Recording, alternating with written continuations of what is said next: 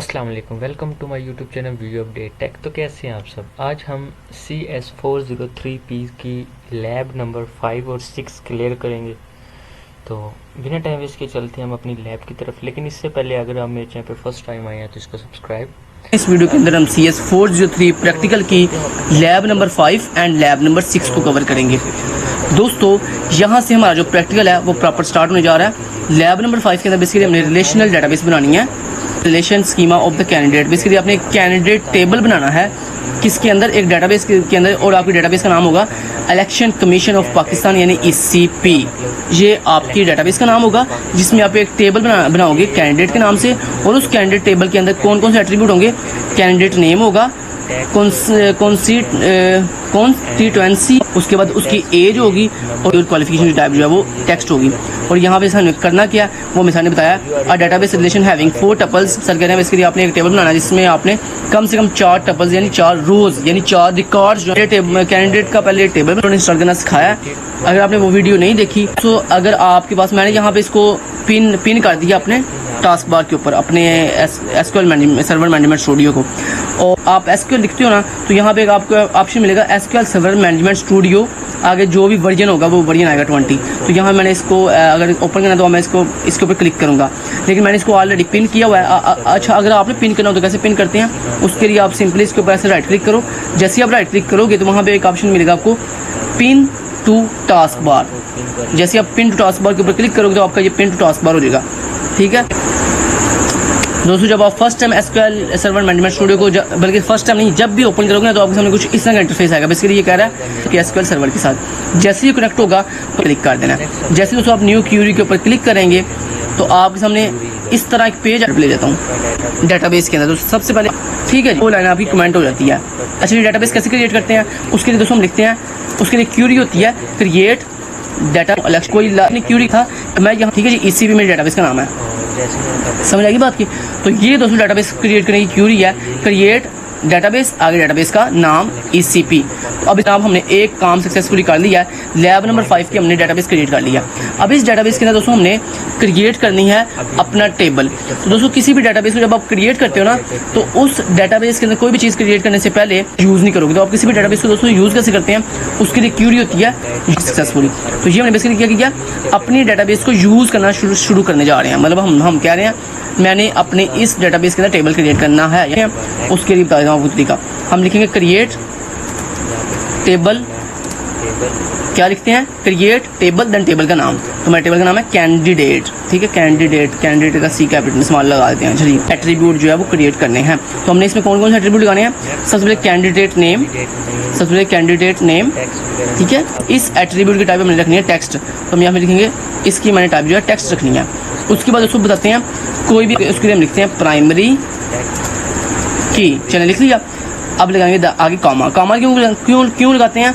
अगर दोस्तों अगर आपने एक और एट्रीब्यूट ऐड करना हो तो उसके लिए पहले कॉमा लगाते हैं। प्रीवियस एट्रीब्यूट से पहले कॉमा, प्रीवियस एट्रीब्यूट के बाद कॉमा लगाते हैं और उसके बाद फिर नेक्स्ट आगे एट्रीब्यूट लिखते हैं। 20 कंस्ट्रेंट लगाना नहीं लगाना तो देन आगे कॉमा लगा देंगे। अगर कोई कंस्ट्रेंट लगाना होता तो यहाँ पे आगे फिर आपने वो कंस्ट्रेंट लाइक आपने लिखा नॉट नल, ऐसे जो भी कंस्ट्रेंट लगाना हो नंबर। तो यहाँ पे लिखा हमने एज, और एज के लिए दोस्तों हम डाटा यूज़ करेंगे एजुकेशन को, उसकी डाटा क्या रखेंगे टेक्स्ट, क्वालिफिकेशन और उसकी डाटा पर। तो यहाँ पे दोस्तों हमारे पास क्यूरी में कोई एरर आ रहा है। एरर क्या है, कहता है मैसेज 99 लेवल 16 स्टेट 1, कहता है column candidate name in table candidate is of a type that is invalid for use. हाँ ठीक है, ओके। वो कह रहा है आप बेसिकली जो अपने कैंडिडेट नेम की मुझे टाइप बता रहे हो ना, बेसिकली वो प्राइमरी की बनाने के लिए क्या। और यहाँ पे एक और अपनी मर्जी से एक ऐड कर लें प्राइमरी की, किसी भी नाम से लगेगी। मैंने इसके नाम एग्जीक्यूट ऐसे नहीं करते, पहले इसको सेलेक्ट करेंगे फिर एग्जीक्यूट करेंगे अब। और यहाँ फिर हम एक एरर आ रहा है, एरर किस चीज़ का देख लेते हैं हम। कहता है जी देयर इज़ एन ऑलरेडी, हाँ ठीक है। यानी वो कह रहा है ये ऑब्जेक्ट, अब वो बड़ा किस चीज़ का एरर दे रहा है। वो कह रहा है जनाब ये जो ऑब्जेक्ट है, मतलब ये जो टेबल है ऑलरेडी मैं क्रिएट कर चुका हूँ इस नाम का, आप इसको दोबारा क्रिएट नहीं कर सकते। एक काम करते दोस्तों, अगर आपका टेबल ऑलरेडी क्रिएट हो गया हो ना उसको दोबारा कैसे ख़त्म करते हैं, ठीक है, सेमीकोलन लगाया। अब इसको हम एग्जीक्यूट कैसे करेंगे, उसके लिए सेलेक्ट करेंगे अपनी क्यूरी, एग्जीक्यूट के ऊपर क्लिक करेंगे, ये देखें सक्सेसफुली एग्जीक्यूट होगी। अब हम दोबारा से जो है क्या करेंगे, ये क्यूरी हमने वैसे लिखी है, मैंने जस्ट आपको ये बताने के लिए कैसे टेबल ड्रॉप करते हैं। अच्छा होती है ना वो मोस्टली इंट टाइप की होती हैं, मतलब चूंकि उसके ऊपर ना असल में एसक्यूएल सर्वर पर कि आप ना कैंडिडेट नेम को रख रहे हो टेक्स्ट, उसकी टाइप है टेक्स्ट, और उसके ऊपर आप प्राइमरी की लगा रहे हो, तो ये क्या होगा। अब सर ने ये भी कहा था कि आपने इस टेबल के अंदर 4 रिकॉर्ड्स भी एंटर, ठीक है। उसके दोस्तों आपने देन कॉलम बताते हैं, जिन कॉलम में हमने एट्रीब्यूट ऐड करने हो, कॉन्स्टिट्यूएंसी, ठीक है, और उसके बाद है एज, ठीक है, उसके बाद है हमारे पास क्वालिफिकेशन कीवर्ड लिखते हैं, और उसके बाद राउंड ब्रैकेट लगाते हैं लास्ट में। उसके बाद राउंड ब्रैकेट से बाहर आगे लिखते हैं वैल्यूज़ कीवर्ड, और उसके बाद राउंड ब्रैकेट लगाते हैं, उसमें अपनी वैल्यू लिखते हैं 1 बाय 1। और उसके बाद कैंडिडेट नेम की डाटा क्या टेक्स्ट, तो टेक्स्ट के लिए दोस्तों हम सिंगल कोड लगाते हैं। पहले इस सिंगल कोड में हम लिखोगे कैंडिडेट का नेम, मान लो मैंने लिख दिया खिज़र, उसके बाद सेमीकोलन कॉमा लगाया, और उसके बाद कॉन्स्टिट्यूएंसी लिखनी है उसकी, तो वो उसकी डाटा क्या है टेक्स्ट, यानी उसके लिए हम हल्का बताएंगे इसका हल्का कौन सा है, एरिया यानी, तो मैंने कहा गुजरात कोड के बगैर लिखते हैं। अच्छा जी, उसके बाद क्वालिफिकेशन, तो उसके हम सिंगल कोड लगाएंगे और यहाँ पर लिख देंगे मान लो, ठीक है।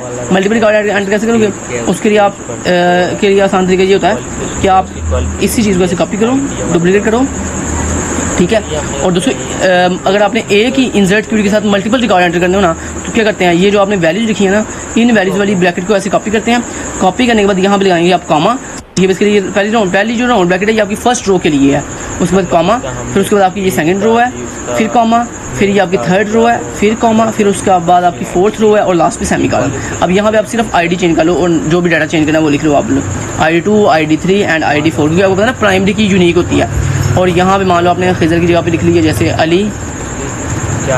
अली, उसके बाद आपने मान लो यहाँ पे जैसे लिख दिया हसीब, और यहाँ पे मान लो आपने जैसे लिख दिया तलहा, ठीक है। बाकी ऐसे रहने दो। एज इसकी मान लो 20, इसकी मान लो एज आपने कर दी 18, क्लिक करेंगे, ये देखें हमारी क्यूरी एग्जीक्यूट हो गई सक्सेसफुली। अब दोस्तों अगर आपने देखना हो कि इसमें हमने जो हमारा डाटा फाइल वैसे फिल हो गया, मतलब ये देखें पहले हमने डेटाबेस क्रिएट की, फिर हमने सर के कहने के अकॉर्डिंग टेबल क्रिएट किया कैंडिडेट नाम से, जिसमें डिफरेंट एट्रीब्यूट लगाए सर ने जैसे कहे थे। उसके बाद हमने जो है इंसर्ट क्यूरी के साथ जो है 4 रिकॉर्ड्स में एंटर कर दिए, यानी 4 टपल्स भी ऐड कर दिए। अब सर ने ये कहा था कि शो करना है, मैं एक दफ़ा आपको इसको शो करवा के दिखा दूँ। शो कैसे करते हैं, उसके लिए हम लिखते हैं सेलेक्ट सारे कॉलम स्टैटिक फ्रॉम किस टेबल से, कैंडिडेट टेबल से। इसको एक दफ़ा एग्जीक्यूट करके दिखाता हूँ आपको। ये दोस्तों मैंने इसको सेलेक्ट किया, एग्जीक्यूट किया, और ये देखें आपको रिकॉर्ड दिखाई दे रहा होगा। यहाँ पे मैं आपको दिखा देता हूँ रिकॉर्ड, ये देखें जनाब आपका रिकॉर्ड देखें, कैंडिडेट ID 1 2 3 4, कैंडिडेट का नेम खिज़र, अली, हसीब, तलहा, उसके बाद उनका हल्का एज और क्वेश्चन आपको प्रोवाइड कर देता हूँ। यहाँ पे मैं इसको करता हूँ जनाब ऐसे एक काम का चले। फिर ये डेटाबेस की समझ आ गई होगी, उसके अंदर उसका ECP और ये सारी चीज़ें, तो ये हमारे पास लैब नंबर 5 और 6 भी इसी के अंदर क्लियर हो जाती है, क्योंकि 6 में भी हमारे पास क्रिएट उसका डेटाबेस ही पूछ जाता है। तो मिलते हैं इंशाल्लाह नेक्स्ट लैब में। टेक केयर, अल्लाह हाफिज़।